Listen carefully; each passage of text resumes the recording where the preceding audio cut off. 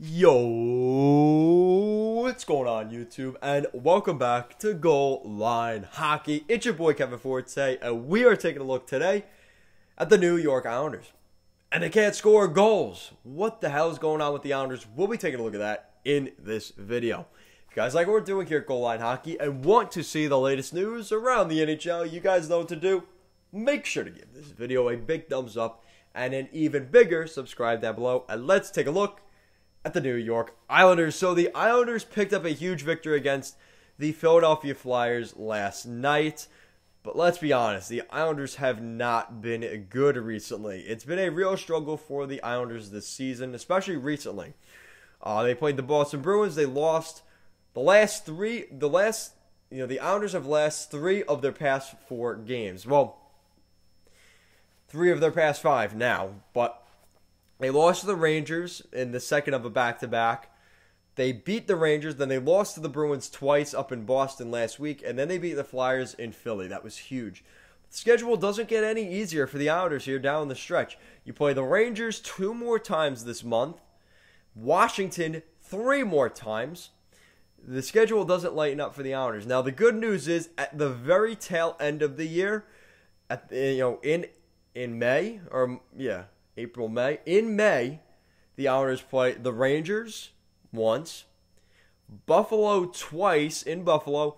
They play the Devils twice, and they play Boston. Out of those 6 games, or 5 games, out of those 5 games, or 6 games, it is 6.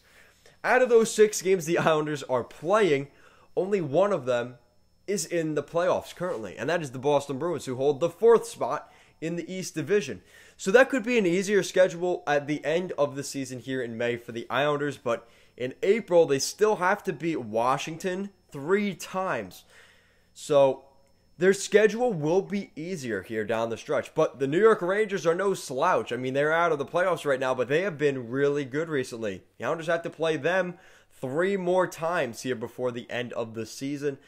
And that really seems to be their biggest threat, not to mention the Boston Bruins and, again, the Washington Capitals. So, really, they play the Rangers, which is a tough matchup. They play Washington 3 more times. I mean, that's not going to be easy.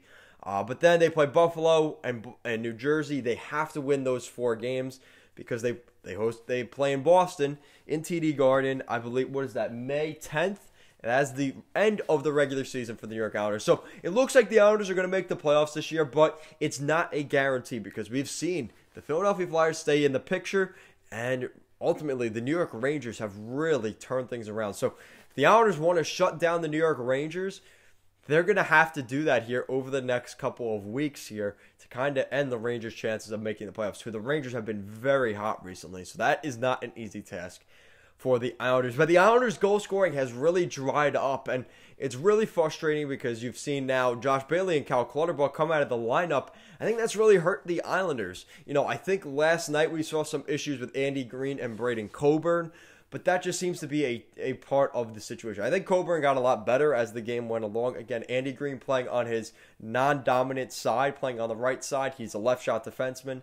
But I think the Islanders held their own against the Philadelphia Flyers, but a lot of people, were upset. Islander fans in particular were upset that we were only able to score a goal in overtime against the Flyers. Like, this is a non-playoff team, and we can't score a goal. And they weren't able to score against Boston. They didn't score against that rookie goaltender who played his 5th NHL start, and he gets a shutout. Not good for the Islanders. The Islanders have got to get their goal scoring fixed. And I don't know how they're going to do that. The power play has been abysmal, and the Islanders just can't score in general on 5-on-5 or on the power play.